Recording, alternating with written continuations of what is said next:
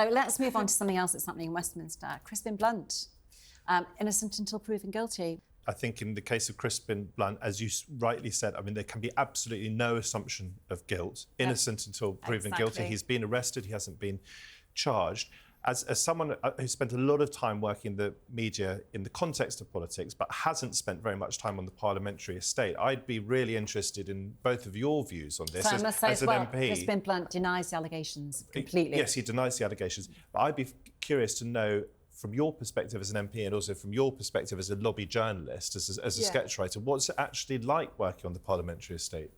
Well, actually, I think my job is slightly different because my job is sort of to make fun of the whole thing. I try to keep my distance from MPs almost automatically. You don't want to be too matey because you might have to make fun of them and you don't want to be compromised. But obviously, for most journalists, they have to talk to MPs a lot, and sometimes, you know, MPs work very hard, long hours. So often the best time to talk to people is late in the day. You have a drink. You know, it's very. Why are you making the assumption that journalists are lily white and it's MPs on the estate? Oh, I'm not. No, I'm not. That's why I'm asking Madeline. What's it like as a journalist to work on the Parliamentary Estate? It is quite a dysfunctional place. You know, there's lots of people that work very long hours, both journalists and MPs. It is their life, and sometimes they're a long way away from their families, or they work so hard that they don't see them. I think it's a very demanding job, particularly for MPs. Yeah, did you feel threatened by a parliamentary culture? So I know MPs now who I spoke to a couple of weeks ago who told me that what they do now is so it used to be collegiate. MPs used to hang out together. You would be there sometimes into the early hours of the morning voting. There are too many bars, there's too much cheap booze accessible, and MPs would, you know, bad things happened. But I spoke to some MPs just a few weeks ago who told me that they come in to vote and they leave straight away. They no longer stay on the Parliamentary Estate. They think it's unpleasant. I've heard from many MPs that since the pandemic, the atmosphere, since the 2019 election actually, that the whole atmosphere of Westminster has changed, and that with a new generation who've come in, there's just new types of behaviour that we have a lot more young MPs, so the whole vibes. Yeah, and it's got worse. So and I'm not saying it's the women, but it's got the behaviour has become worse. I would say that in the past few years, you know, it's not a place I wanted to be anymore.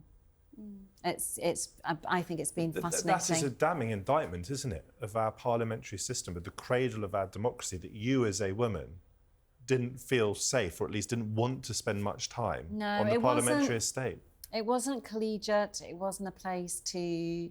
So, you know, we used to meet after votes and meet between votes, and people would, like, talk about what was going on the day. We talk like we are now, you know. We'd push ideas about and we'd debate ideas and we'd chat about stuff. The smoking bill, now, the number of conversations I had with, you know, we had over that, just going back to many years now. But that's what we do. That's not what it's like now. That level of intellectual conversation has disappeared. People don't talk about the issues of the day. They talk about plotting and gossip and it's all about, you know, and there's far too much interaction between MPs and journalists. It's become quite sleazy and you know, it's not going to be any better if Keir Starmer gets in. Because of the way Parliament operates now, it has changed.